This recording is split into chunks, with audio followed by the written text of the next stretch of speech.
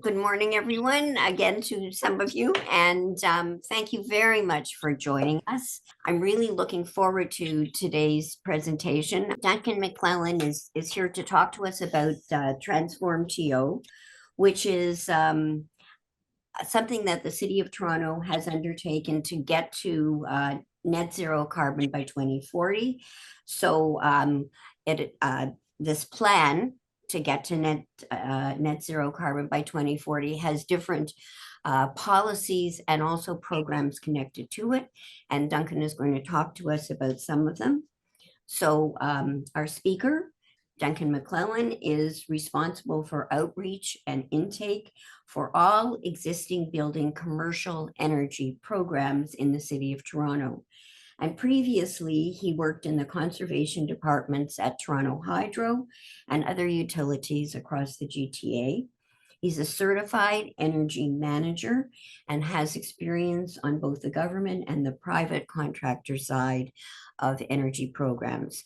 So without further ado, Duncan, we're very much looking forward to your presentation and to your willingness to answer questions afterwards. Thank you very much. I'm very excited to do this as well. Thank you, Sharon, for reaching out to me. I think it's really important just to spread some of the words of some of the initiatives that are going on at the City of Toronto. My hope today is to just give a little bit better understanding of what we're doing here in the Environment and Climate Division at the City of Toronto. Give you some background on the TransformTO, talk to you a little bit about some of the programs that we have, possibly how any of you could take advantage of some of these programs or help spread some of the word to the people that you talk to in your everyday lives, in the places that you live, and the places that you visit and interact with people kind of every day. So TransformTO, what it is the overarching initiative for our division here at the City of Toronto in the Environment and Climate Division. We're about 120 people in our division now, which is quite large. But what TransformTO really does aim to do is to reduce greenhouse gas emissions within the City of Toronto to net zero.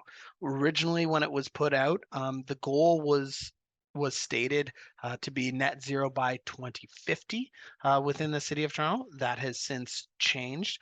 But what it really does is it aims to have the TransformTO guiding principles in and around that as well. So some of that is social equity, protecting low-income residents, which will be really hard with the City of Toronto's housing pieces, improving public health, maintaining good jobs, so developing those workforces that are needed to get there, and creating resiliency within communities, because as we know, as climate change continues to evolve, there needs to be different safeguards for people's lives and lifestyles as we go through that. So improving those resiliency pieces are pretty key as well. So back in 2019, pre-pandemic, it kind of seems like a million years ago now, the City of Toronto declared a climate emergency, and they unanimously voted on this emergency and that we should accelerate our efforts to mitigate climate change. And that's when the time frame changed from 2050 to 2040.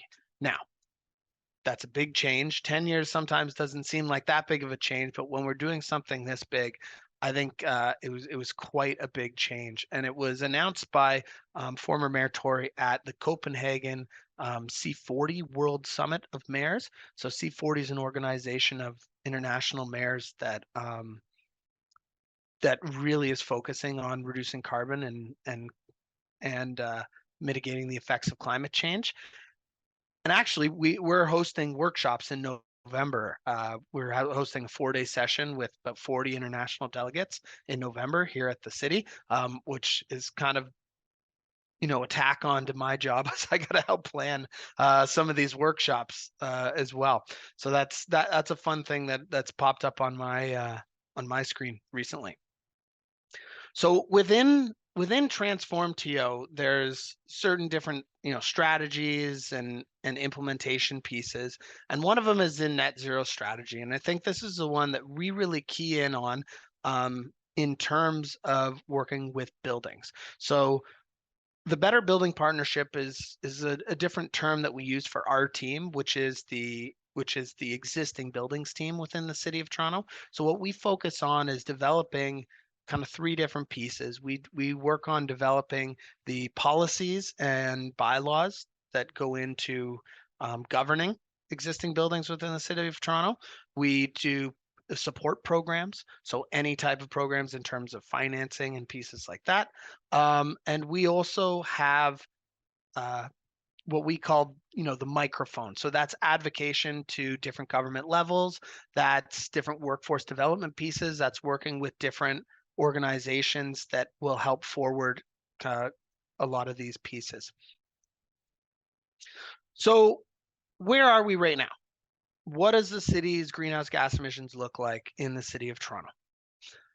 Well, this is probably the most simple graph that we can use to explain it. There's buildings, there's transportation, and there's waste. There's a little bit for other pieces as well, but really the main three pieces are buildings, transportation, and waste. As you can see, buildings, well over 50% of our carbon emissions within the city. And I think that is why our sector and kind of we focus on the building sector to start with. Now, within the building sector, there's a whole bunch of other breakdowns that happen. So when we first did TransformTO, there was a lot of different modeling and a lot of different studies to figure out where our emissions are coming from so that we can focus a lot of the programs and things based on that. So when we took a look at which types of buildings, you know, it's a little bit more residential than commercial and industrial, but it's close to 50%. So it's equally important to talk with people on the residential side and the residential scale as it is on the commercial side and the commercial scale as well. So that's what the little pie chart on the left is talking about. Now on the right, where do those emissions in buildings come from? Are they the electricity usage or is it the gas usage in these buildings? As we can see, it is mostly gas usage. The electricity grid in Ontario is fairly clean for right now. That might be evolving kind of as we go. And that's part of our advocacy piece as we talk to the province and the federal government about where our electricity comes from. But for right now, natural gas is by far the largest contributor of emissions within the City of Toronto. So when we're talking about emissions, what we really want to talk about is natural gas consumption. How do we lose natural gas consumption? How do we reduce that? Is that making it electrical? Is that taking it totally away? Whatever it is, that's what we're trying to do. We're going to try and do that. Now, reducing electrical load is also important. So making things more efficient electrically is more important because a lot of that natural gas usage will become electrical load. So for us to still maintain a reliable and safe grid with enough power to power everyone, we really need to pair both electrification of those natural gas uses with energy efficiency. And people call that smart electrification. So that's really probably the largest thing that we can do going forward is figure out how we can use less gas. Now to take a look at our team. So the Environment and Climate Division, we have an executive director, and then we're broken up into a couple of different teams. So we have our new developments. So that's a group that works on brand new buildings. There is a pretty good piece governing new buildings within the City of Toronto called the Toronto Green Standard. Now, the Toronto Green Standard really takes a look at a new building, what can you put into it so that we don't have to retrofit it later. So as it's evolving, it keeps going through different tiers every year. Every couple of years, it ramps up tiers. How much emissions per square foot can you have? Do you have to have bike parking? Do you have to have green roof? Do you have to have flood mitigations with reuse of water? There's a lot of different elements that are in there, and it's actually a lot easier to mandate things in new buildings than existing buildings because they have to come through the City of Toronto to get their permit. And to get that permit to build that new building, you have to show that your building is going to model some of those. We have a policy and research team that takes care of a lot of the long range forecasting that we do, as well as develops all of the pieces that end up going to council and interacts with the councilors' offices and the mayor's office as well. So they prepare all the reports for them, they prepare all the briefing notes, they make sure that all of this is communicated to the different parts of the city. Our outreach and engagement team, which is our Live Green team, you may have seen them out at different events. They go to farmers markets, they go to environment days, they go to a bunch of different things, and they take care of our programs like our bee pollinator program, our smart commute program, all of the ones that are really community driven and community based. They're always out at events doing fun things like that. Sounds like a really fun job. Um, and then our team is the existing buildings. And I mean, I might be biased, but I say that we have the hardest job. So we take care of all the buildings that have been built already in the city, and how do we get them to low carbon. I've put this other piece down in the corner as our corporate real estate team, because they used to be a part of our division, but they've moved over to our corporate real estate division. But they really look at all the city of Toronto buildings and how can the city buildings get to low carbon and eventually net zero. So they're really trying to lead by example on that way, but our division generally deals with the general public. So the big thing that we try and follow with the existing buildings team is our net zero existing building strategy. And it's a 75-page document. It's pretty long. We've boiled it down into one page that I'll also send to Sharon as well, and she can attach to send with this to everybody afterwards. But it really is just looking to achieve those deep emission reductions across all the different building sectors. And how can we support them? And how can we really realize the different co-benefits and social equity pieces that we talked about in the top, all those pieces that are the tenements of TransformTO. But what's really important out of these 75-page document? I'm going to try and help you with that because I don't expect everybody to read it. But what it came down is to 9 very specific recommended actions. And I've really set them out into 3 different pieces. The first period, we call them a stick, a carrot, and a microphone. I don't know if that really fits. If anybody has a better term for the last one, please let me know. But microphone is kind of where I started. So the first piece is the stick. What type of sticks do we need? So are we going to have, so it sets out for us to explore and figure out what type of requirements that we will need to have in the city of Toronto. So will we have reporting for buildings and public disclosure of all of those buildings? So when you take a look at a building, you say, oh, per square foot, it's emitting this much greenhouse gas. And people can sometimes make choices if their business is looking to lease that space, or if you're deciding between 2 buildings that you want to live in. Where are your priorities? What are you taking a look at? How is that publicly available knowledge to kind of show everybody what these buildings are? Now, once we've had that reporting, what are we going to require of it? So are we going to require audits every 5 years? Are we going to require recommissioning, which is taking a look at the existing systems within a building and make sure they're operating correctly? Because over time, buildings become different operating beings. They're living things. And are we going to require tune-ups within that? And then our final piece is, what are our performance standards that we're going to set for buildings? So for example, if you live in an apartment building, we're looking at what type of emission caps can we put on that building, so that buildings can only emit a certain amount per square foot. And if they go over that, there will be financial penalties. These sticks we're not the only people doing them. New York already has them in place. They're already at the point where they're putting financial penalties on building performance pieces. That came in this year. Vancouver has also put them into place, and they have specific timelines for that as well. What we're really doing right now is working on the timelines of those. Now, what can we do to support buildings in terms of those pieces? so we've got those sticks. Now what? So what we're really doing is looking at what type of gaps can we fill as the city of Toronto? So whether are they financing gaps? Do we need to figure out how to finance some of these retrofits and some of these actions that we're requiring buildings to take? Yes, we're looking at those programs. We have one in place already, and we're looking at expanding that. Do we have engineering support? Do we have audit reports? As we talked earlier, we've as was mentioned earlier, we have people going around and taking looks at buildings and supporting in that piece. And then how do we make the red tape a little bit better?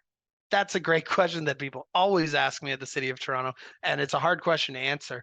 But how do we work internally better? And whether it's permitting, whether it's approvals for some of these buildings that need to do their deep retrofit, whether it's taking a look at heritage buildings, how can heritage buildings be retrofitted better? Because you have to go through heritage, all those different pieces. And then the last piece is the microphone bit. And that's where we got to tell people what to do. Tell them where to go. Tell them what resources are available. So build that awareness really for everybody that, hey, this is what we're trying to do. This is how you can help. And these are the pieces that you can do. This is part of it. And then how do we develop that workforce to make sure that we have enough people to do that work?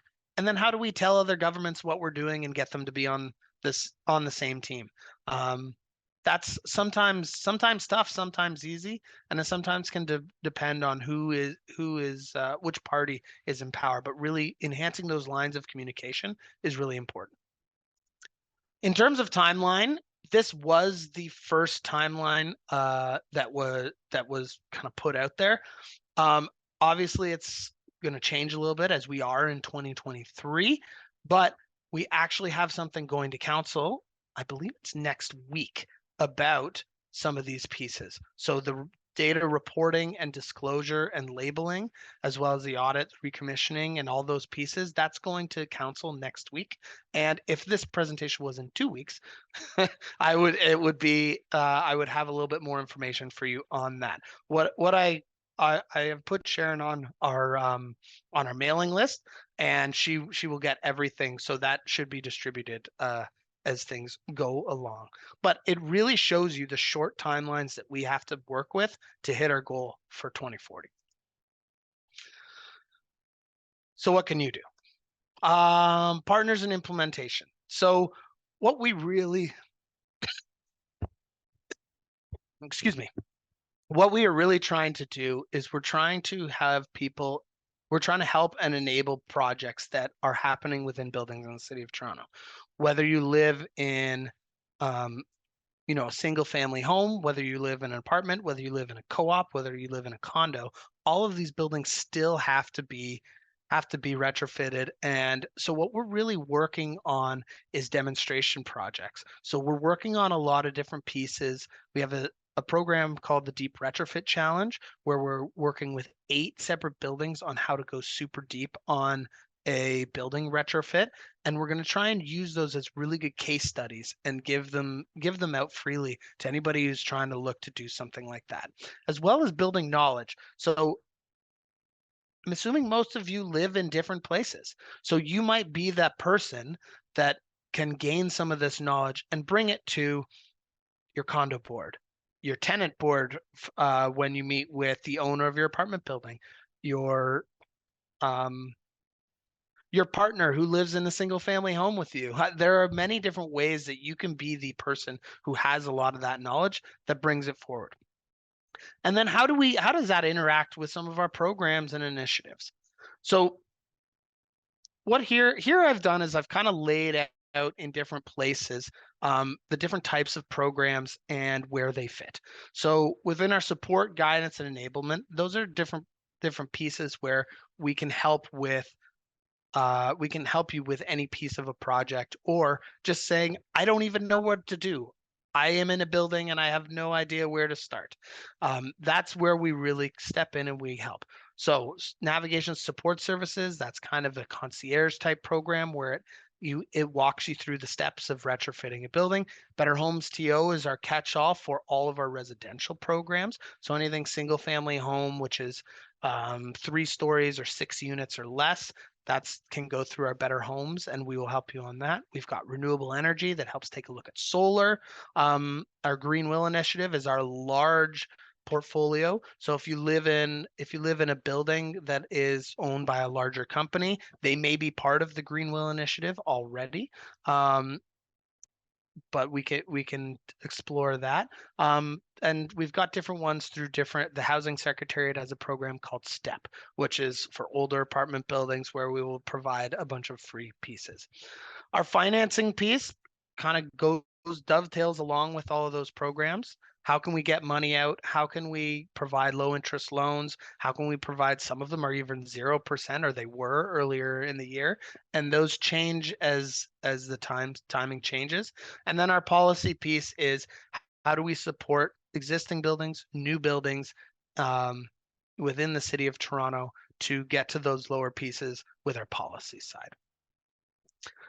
So just a quick touch on a couple of these programs. Navigation support services, this is one I was talking to, a little bit of a concierge service. We do some hand holding. Jasmine, who is my teammate right here, is one of the leads on that program, and she's very eager to help any buildings that are looking to go lower carbon. But what it does is it'll help navigate some of the world of it, because it can get pretty confusing at times. Our energy retrofit loan program is our low interest commercial loan. So what we do is the city actually borrows at our rate and we pass it through. We've actually been able to loan money to condos. We didn't think we would be, but we have done some work, and we've now done a few projects where we've loaned money to condos, and that's actually a pleasant surprise. Mostly our first work was with nonprofits and co-ops. It seems to work very well with co-ops as they try and use the reserve fund to do some of the projects as they go forward.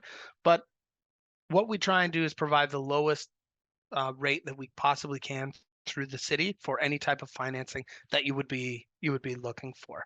And really, it can be used for most types of projects that you have in a building if you're doing replacements.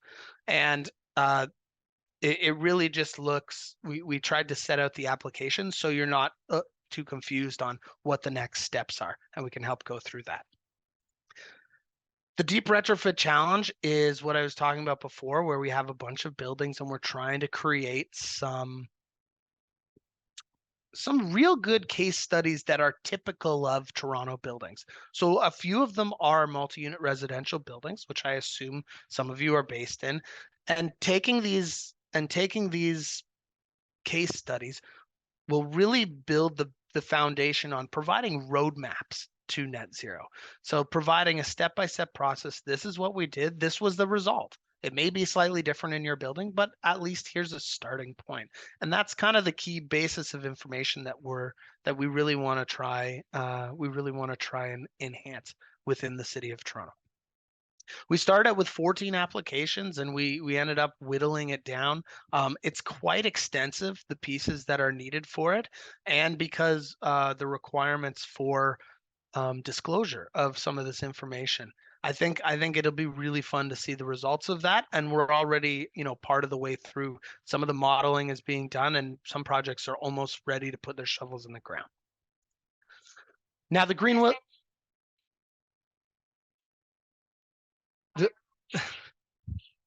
Apparently we have a fire alarm testing pretty soon, so I hope that doesn't go off.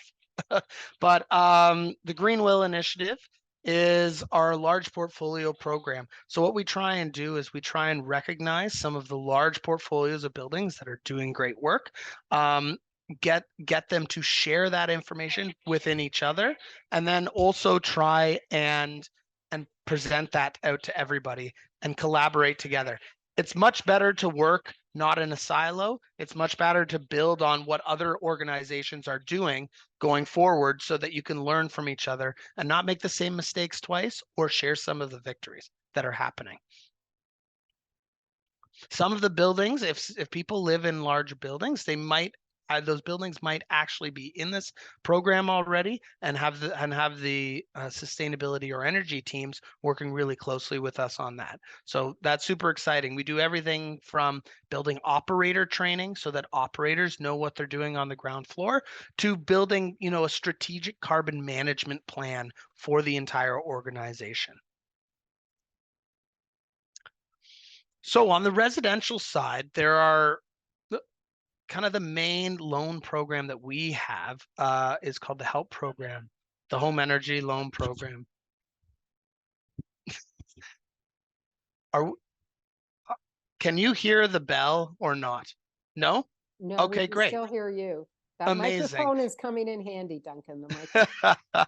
Yeah. So the Home Energy Loan Program is our main financial piece to help single family homes or small residential buildings.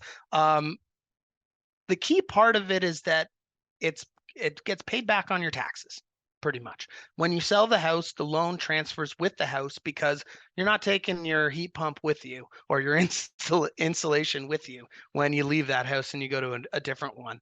It transfers with the home. So it's a local improvement charge. So what they're really trying to do is they're trying to improve each building as they go.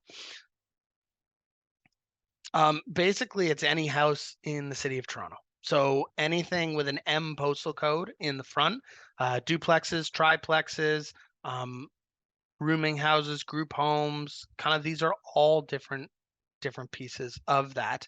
And what we try and do is help you through the different processes on the single family home world. And then there's also a deep retrofit portion of that as well. So if you go super deep retrofit on your home, there are additional rebates from the City of Toronto, from the federal government, and many different areas, and we'll help navigate through that. In terms of renewable energy, if your building is looking at solar or says, hey, we want to look into solar, how do we do that? How do we start doing that? Well, you go to the TransformTO website and you email them, you send them your address, you send them your electricity bill, and what they'll do is they'll map out a preliminary solar map on your roof and give you some preliminary data on it, give you some preliminary financials, and say, here's about what you would get, here's about what your payback would be, and here's what the solar panels would look like on your roof. They even have a little map.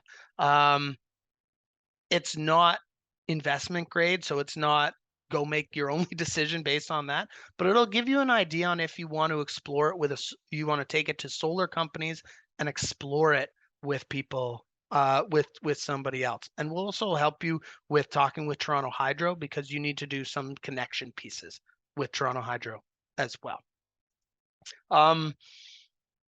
Yeah, so this is what the report looks like. So it tells you the size, the financial benefits, and the environmental benefits on there as well. It's a great starting point.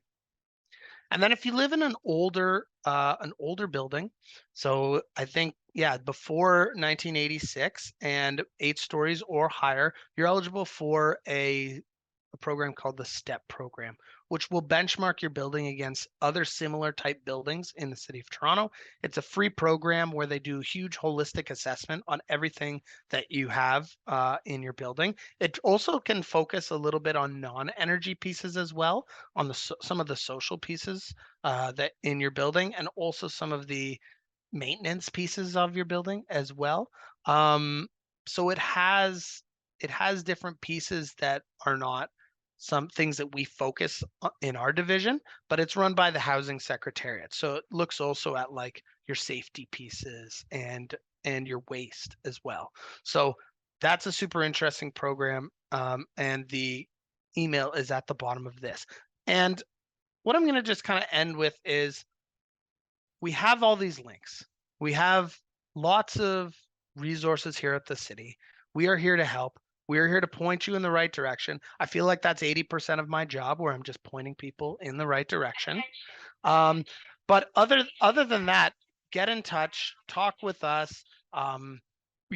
We'll figure out what you're eligible for. We'll try and help you figure out what's the best direction to keep going. We can't do everything for buildings, residential or commercial, But what we can do is we can keep the conversation going. We can point you in the right direction, and hopefully take some blindfolds off that are in the city. If you need us to talk to your building owner, if you need us to talk to different people in there, let us know. We're happy to work with them as well. We're happy to work with anybody as well. My whole goal now is to take any questions that are come up. If I don't know the answer, I'll tell you I don't know the answer. I'll also provide my email, and anybody can email questions at any time. I think, Duncan, that we're a small enough group that people could just put their hands up, or there is one in the chat, however. Yeah, so it says last year in France, most of the real estate listings provided carbon emissions for buildings and then had a coding green, yellow, blue, or green, yellow, red. Is this something that we're looking at doing? We are looking at doing a residential and possibly commercial program that has disclosed emissions. So whether, and these are just, theories we have. Do people have to do it at time of sale? Do people have to do it every 5 years, every 10 years? Do they have to do it every time there's a major renovation? Those are all the different pieces that we are looking at on how to implement that. But yes, that is something that we are looking at directly right now, because as people buy a house, they want to know how much the bills are. But then hopefully in the future, one of the key pieces will be, what are the carbon emissions of my house? I want to buy something that is lower carbon, or I want to move into somewhere that's lower carbon because those are my values. And even on the commercial side, if your business has sustainability goals, and part of that is your carbon emissions on the buildings that you lease or rent or own, that's going to be a big piece of it going forward. I see Joy has a hand up. Hi, Duncan. First of all, thank you for all the good information. Always makes me feel a bit better to know there are actually things happening, which maybe we don't know about. I didn't. I'd like to ask you about smart electrification and what you mean by that, because I'm in the process of putting in a hybrid system, a gas furnace with a heat pump. And I'm sort of horrified about where the Ford government wants our electricity to come from. And I'm not sure if that's what smart electrification means to you. Anyway, if you could just explain that a little bit more. Yeah, so I think the biggest thing on smart electrification is that as we reduce our gas usage, our electricity usage is going to go up. So how do we also get more efficient items in to reduce the electricity usage, so not as much new electricity has to be produced? So for example, right now in the city of Toronto, if you electrified everything, if you had a magic wand and you just said electrify everything, it would take 4 times the amount of electricity that we use currently to just electrify everything. Wow. The most likely case scenario that we've modeled out is by 2040 or 2050 and then 2040, as efficiencies increase, so that 4 times and 1 time, it will come down and sandwich in the middle at about 2 times. So we only have to produce twice as much electricity. Now, that's a lot. That's a lot to double that. But part of those efficiencies are making your building envelope better, so you don't lose a lot of the heat that you have done. It's collecting waste heat from water. It's collecting waste heat that is being dumped outside and putting it back in. It's using heat pumps instead of air conditioners because they're way more efficient. Like, there is many different efficiency gains that have to go hand in hand with electrification. And that is what I mean about smart electrification. And I'm kind of with you on the current plans for electrical capacity gains in the province of Ontario, and that's part of our advocacy side. So we are part of the conversation on the provincial side and on the federal side, and we have quite good input and official channels that we are able to express what the city is hoping for and what the city would like. Whether or not they take those, that's a little bit of a different, but we like to assume we have some sway being Canada's largest city. I hope that Okay. helps. Yeah, it does. Thank you. And I knew that heat pumps were better than air conditioners, but I didn't realize they were more efficient as well. Yeah. Yeah. Okay. Thank you very much. There's one here. Some cities are no longer allowing gas hookups to new construction. Is this proposed for Toronto? Our new development team is looking at that and talking about that.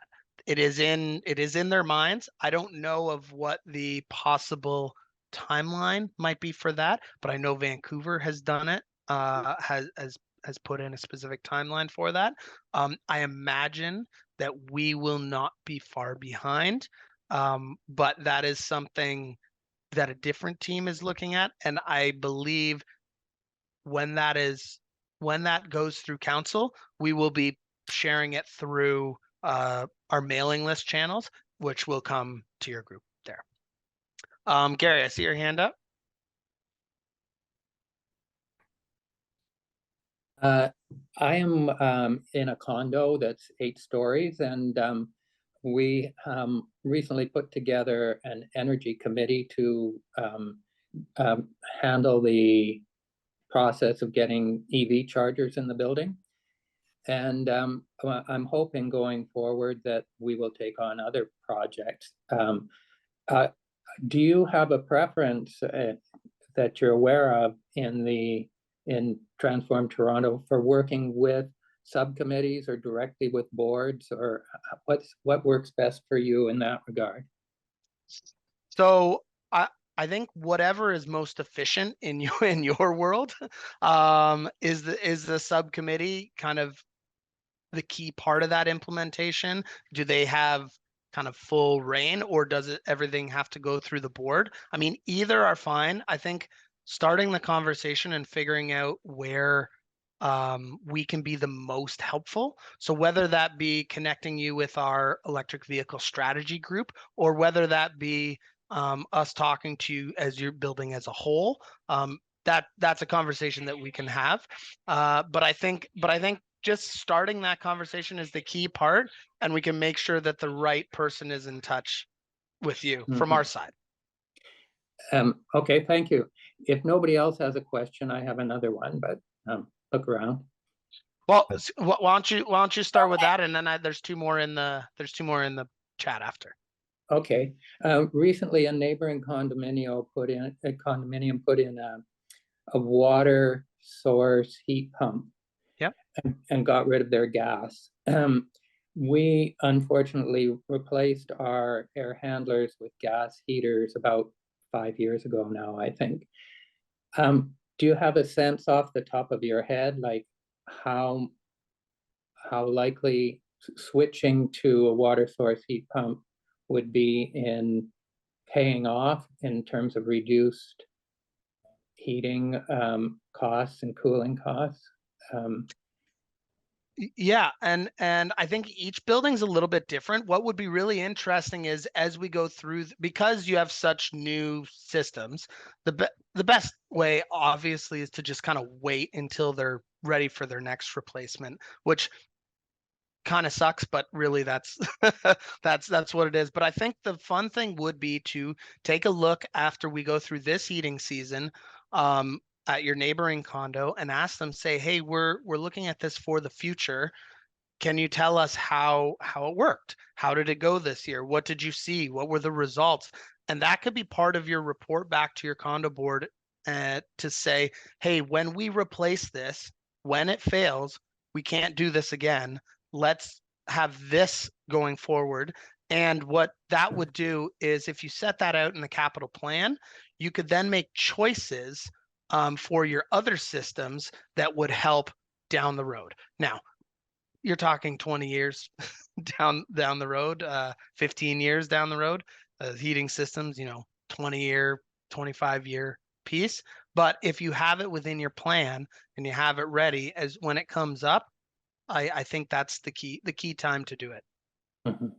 And Duncan, just playing off that a little bit, I'm part of the same condo complex. A lot of the most limiting part of that, and I don't know if that's all factored into the cost benefit analysis that you're referring to, but just like in any old condo, limited electrical capacity. So the Yep. services just isn't run. So is that typically part of the math, or is that a separate piece of the math puzzle? Yeah, that's part of the math because it depends on which side you would need the upgrade of the service on. So whether it's on the customer side or the Toronto Hydro side. And one of the things we're working with Toronto Hydro right now, actually in discussion, is how do we make some of those requests open, transparent in terms of costs, because we're going to see a lot more of them. So how do we have, the right standardized costs or standardized time frames? Because if it takes 6 months or if it takes 36 months, those are two very different, equations where you want to be.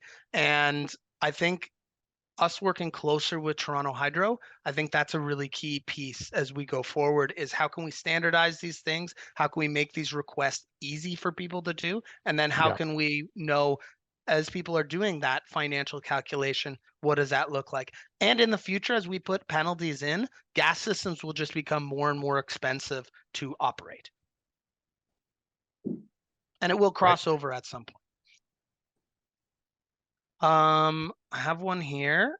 Hi, Duncan. Despite the number of attempts, my 95 unit condo has resisted switching to individual suite metering. Because we're built in 2001, we missed the required move from bulk metering. It would help those who are trying to move the building in that direction. If the city would minimum point advantage of paying for your own electricity bill. Is there anything the city can do?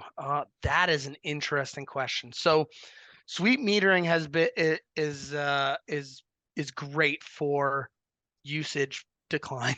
we typically see as soon as a building goes to suite metering, the electrical usage decreases by 15 to 20% just from going to suite metering, because people now are paying attention to how much electricity they are using.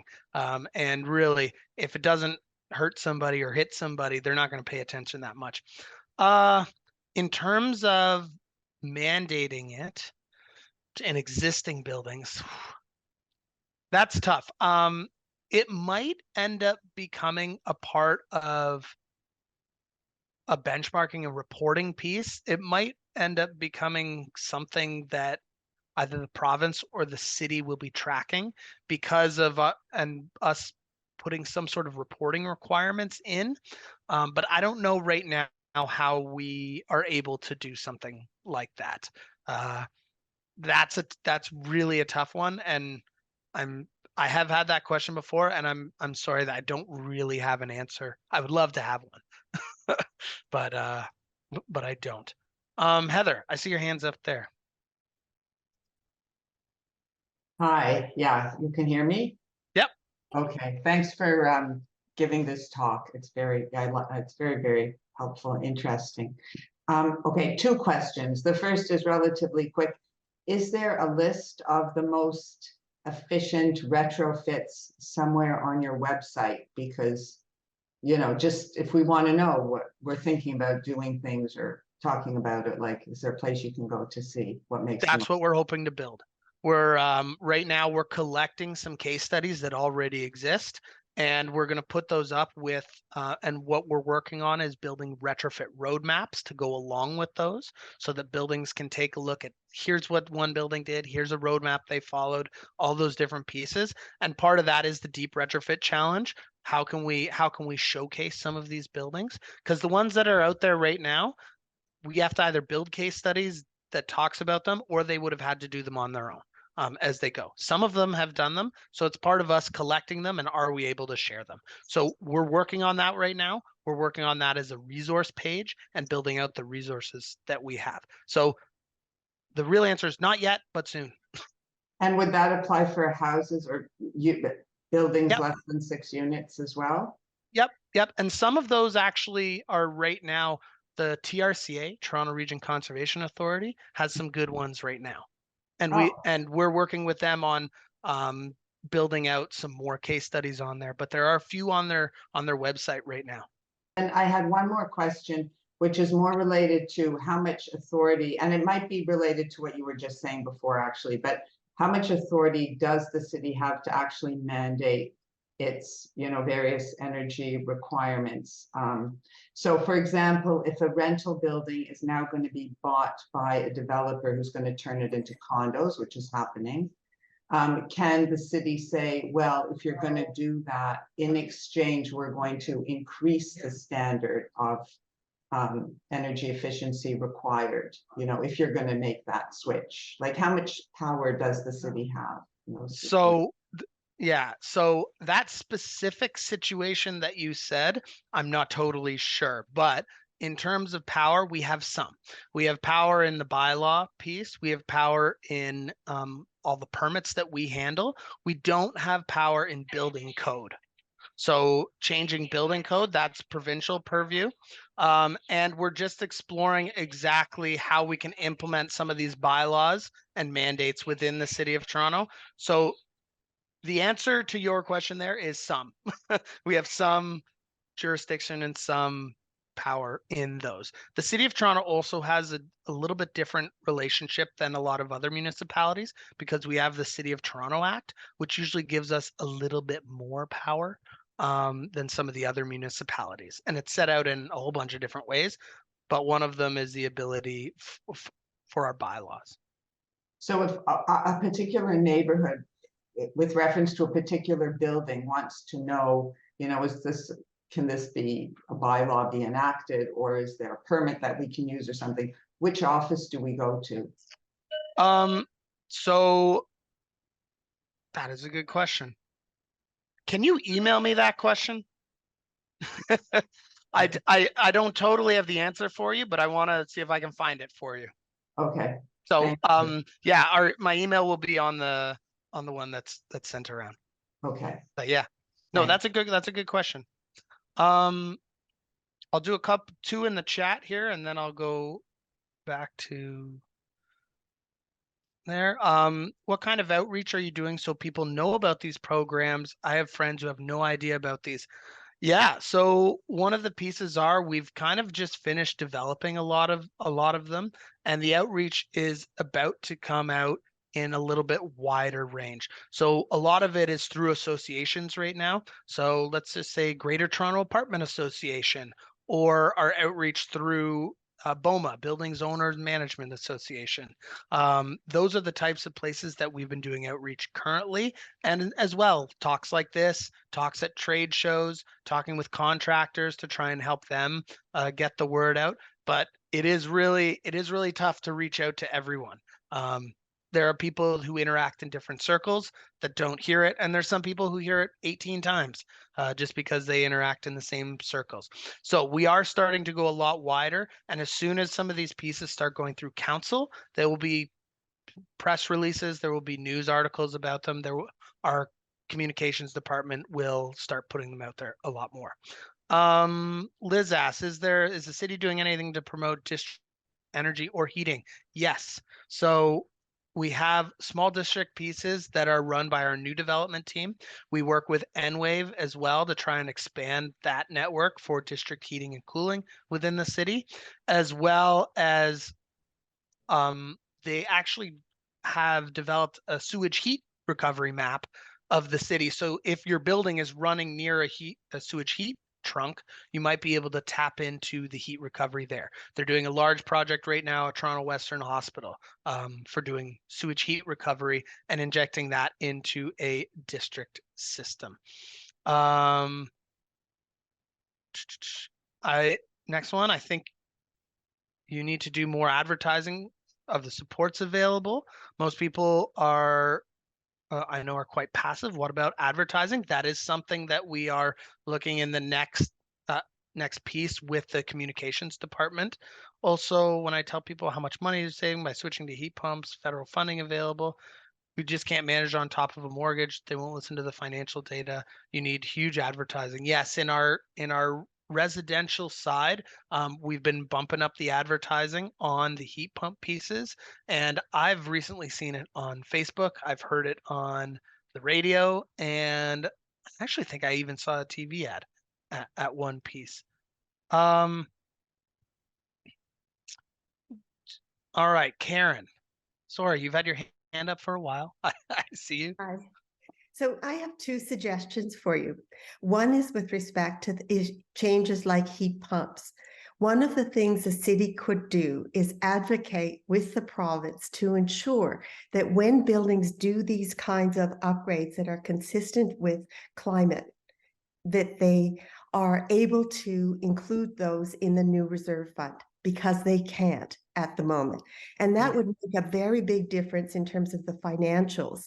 I don't think people who haven't been on a board and done reserve funds necessarily understand how critical the timing of replacement of heat boilers and et cetera like that are in those decision making. So that's suggestion one. Suggestion two is I don't expect the city on suite metering to do any mandating. That was tried by the province a few decades ago and it failed. And our building, despite incredible reports and work by committees, still dug their heels in, even though we have EVs and all kinds of things and want solar panels and refuse to do individual suite metering.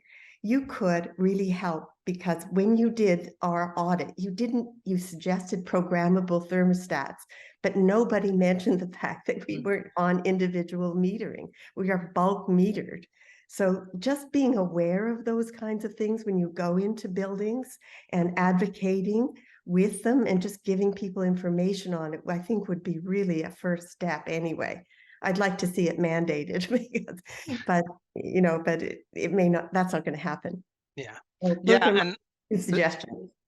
Thank you for that suggestion, and Jasmine's looking at me and nodding beside me, just saying, yep, that's a great suggestion, and we'll totally take that in as we go into buildings.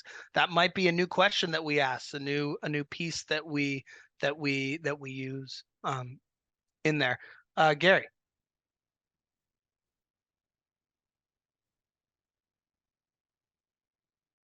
I'm wondering about the concierge service that you spoke about. If we were ready at our end, how soon could we contact you and get a response, like a meeting with a concierge kind of provider? I would imagine Jasmine can talk to you right now. Yeah. If you send an email, bbp@toronto.ca, we could set up a time to talk. It might even be this week. Wow, that's great. Thank you. Yeah, or early next week. I'm not gonna promise this week, but they'll set one. They'll set one up in the near future. Okay, I don't think we're that ready, but it's good to know that we wouldn't have to wait 10 months or something. And if we did, we'd better get going. Yeah, and I honestly think that as we move forward into some of these mandatory pieces, the city's not going to have the capacity to have everybody come through these programs. So we're going to have to create some automatic ones, some automated pieces, and that very specific personalization of it might not exist in the future. So I would say if you have the want, have the will, and want to kind of move, now would be the time to do it, because you'll get much more response, much more personalized. Thank you. Sharon? Sharon, you need to unmute. I just wanted to sort of reinforce what Karen suggested about the fact that not everyone knows all these ins and outs of how buildings operate, how boards operate, etc. But when you have an expert come and talk to you, their word, like just asking a question, are you individually metered? That's an important point. You'd be amazed how much clout that has with the people you're working with. So it is a really good suggestion, and it's something that's easily implementable. I'm a big fan of starting with the lower fruit, that then you can work your way up, and you'd be amazed at how powerful just asking a simple question like that is. Yeah, I totally agree, and I that's I definitely saw Jasmine take notes on this one.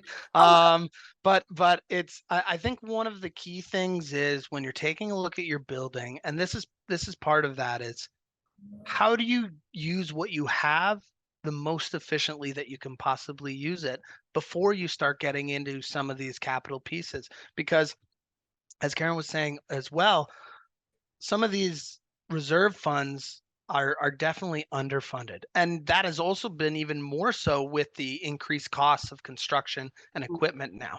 And so with the reserve funds being there, if you can do something that decreases the overall operating costs of the building, then it allows you to either build on that reserve fund, or what it allows you to do is when you have to put a new heating system in, you don't need so much capacity. You can put in a smaller heating system because you're actually using a lot less heat and a lot less energy.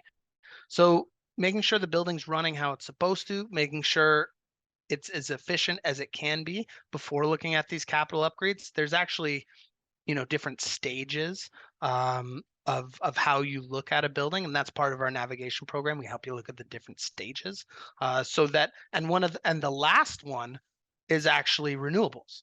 The second last one is capital upgrades.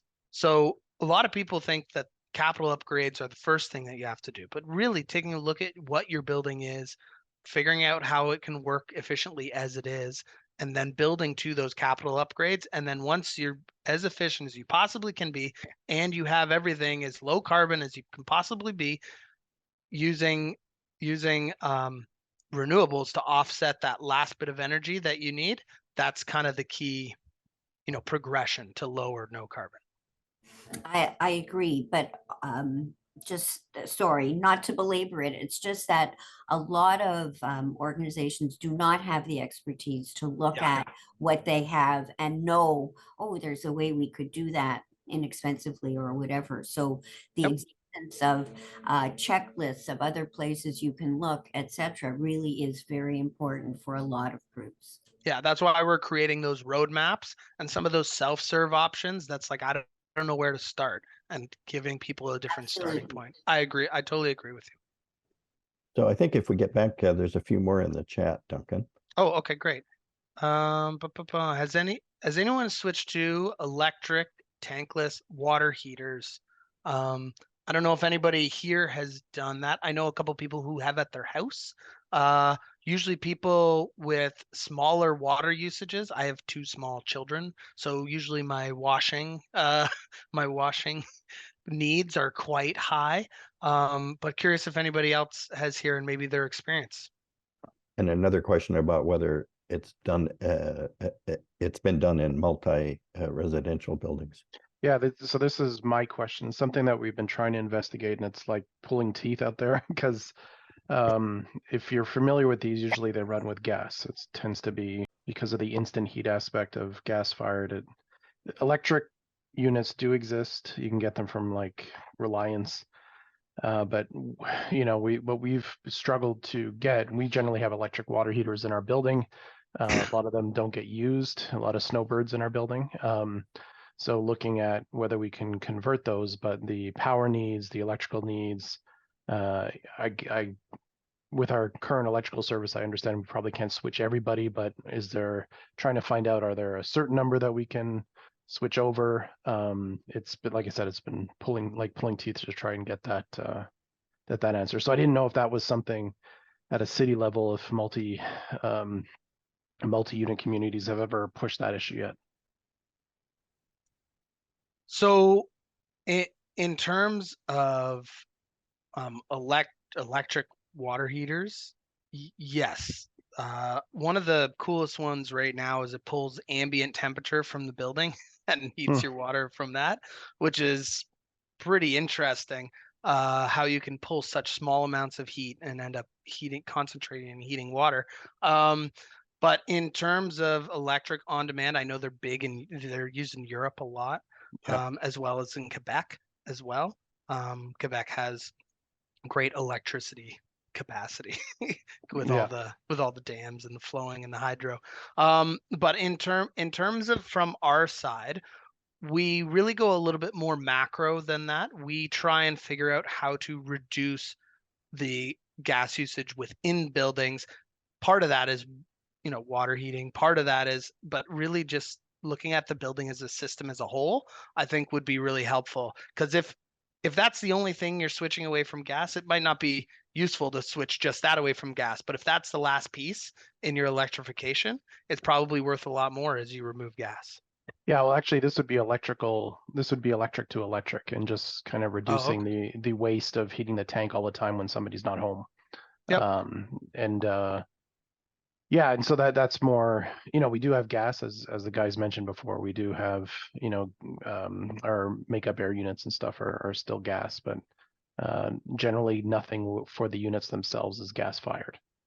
So that's, but Yeah. again, it's just for us. We came into this issue because we put in over 100 EV chargers in our garage. So we did an analysis of kind of our EV demand or electrical capacity, but then the tankless water heaters are its own animal. It's not just sort of supply, it's also the amount of power that can be delivered in a period of time, right? That, Yep. closer Yep. to a fast charger EV. Yeah. So Yeah. anyway, sure. just putting it out there because, like I said, we've been really struggling to get this question answered properly. And you know what?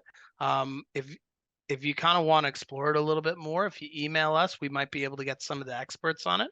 I know Great. this much about this many things. So Fair enough. Bill 23 still hugely limits greenhouse gas emission standards, and because we can't change the code. Yep, that's part of one of the things that our policy team is looking at and how that affects it. So as I understand right now, our Toronto Green Standard has not changed for new buildings based on Bill 23. That's what I've been told from our new development team, and we were told to operate as normal. So I'm not sure how that will affect us going forward. But as of right now, we're operating the same. I've got one more on the chat, and then I'm coming back to you, Gary. I'm considering getting an EV. Does the city have a position on whether EV chargers require 200 amp electrical service? I know people who say you only need 100 amp service for a single family house. Really, really good question. I'm going to say, can you email that to us and I can flip it over to our electric vehicle strategy group. They work on the policy. It might actually be in our strategy.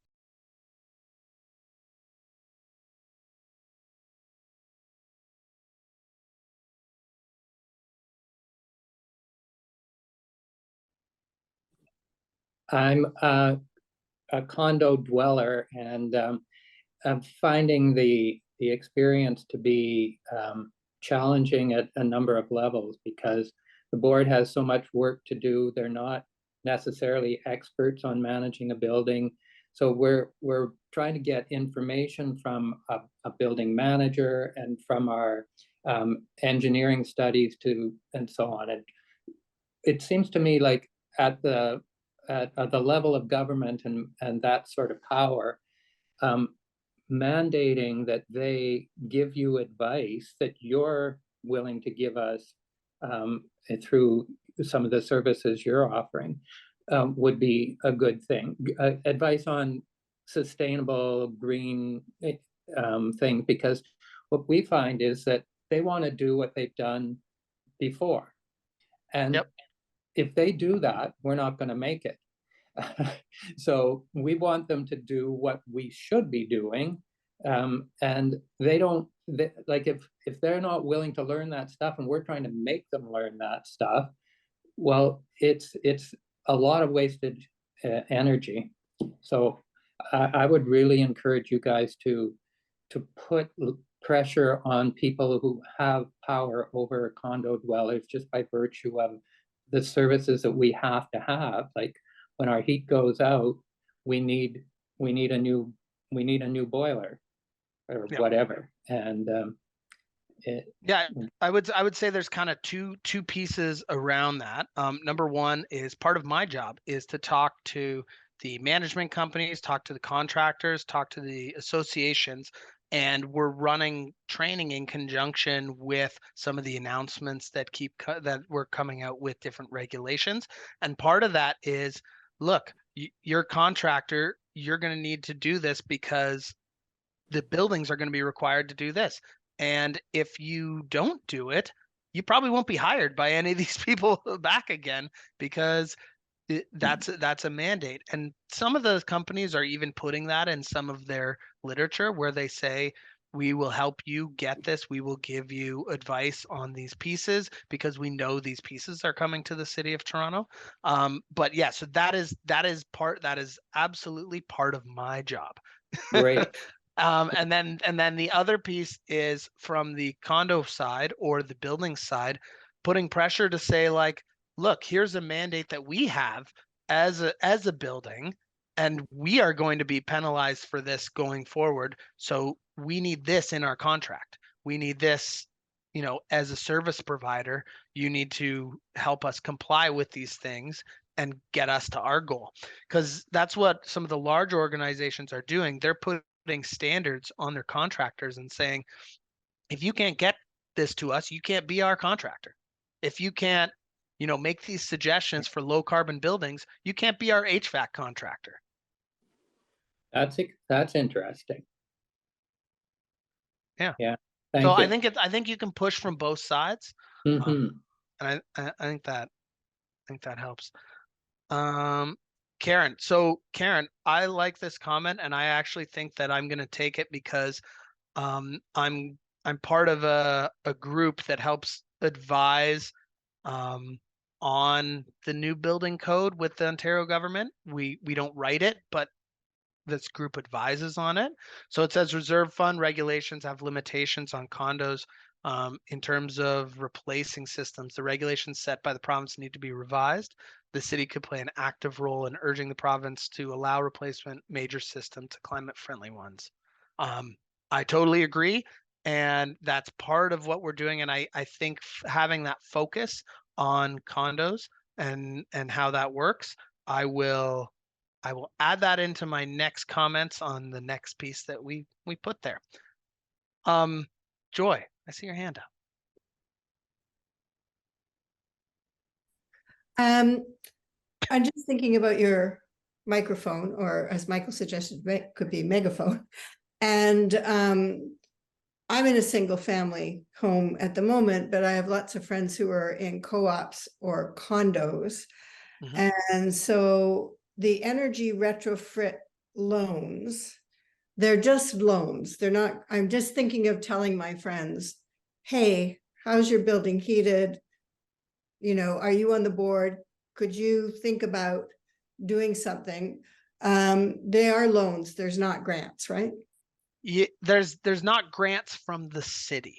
Right. I know that the feds have some, so Natural Resources Canada has some, and we can help tap into those, and they can stack on top of each other, or they can interact in different ways. But right now, the city is kind of deep water from COVID. as you may have heard, we have quite a debt that we need to figure out. So I don't think you'll be seeing any grants or money much coming from our way anytime soon. But we can help figure what that looks like. And the loans can come kind of in any different shape or size.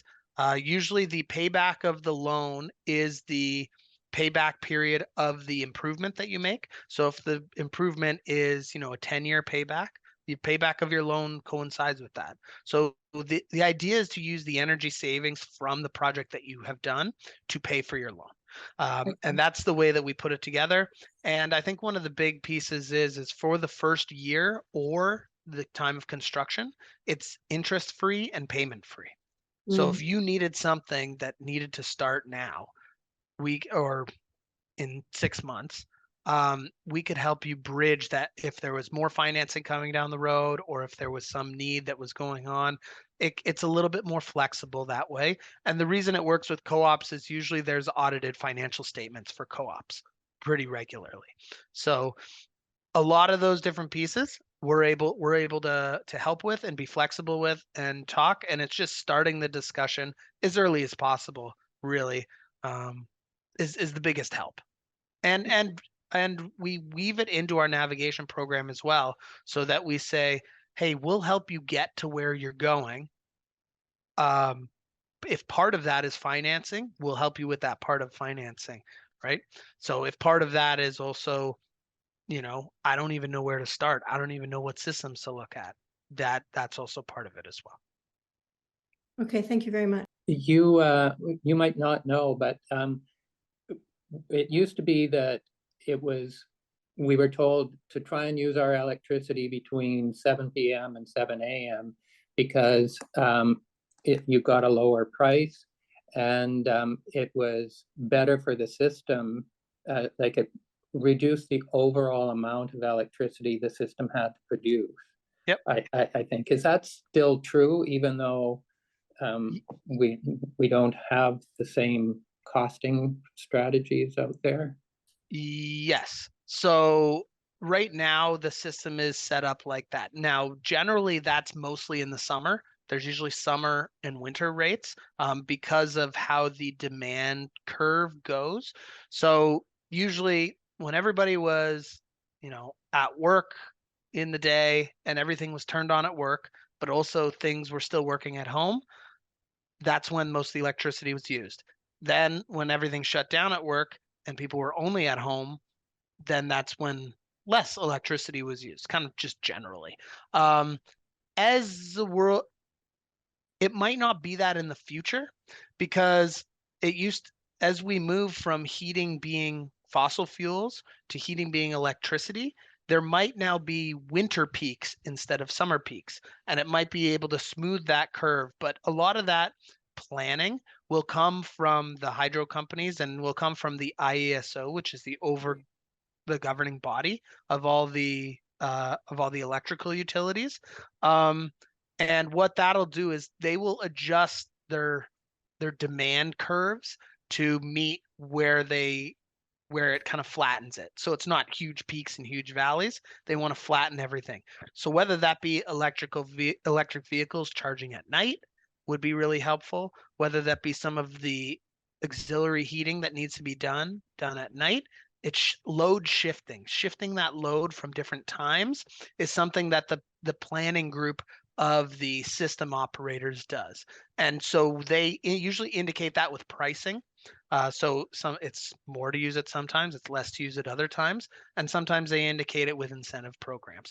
So as those shift, as those change, there will be different shifts in when you're indicated that it's best time to use electricity.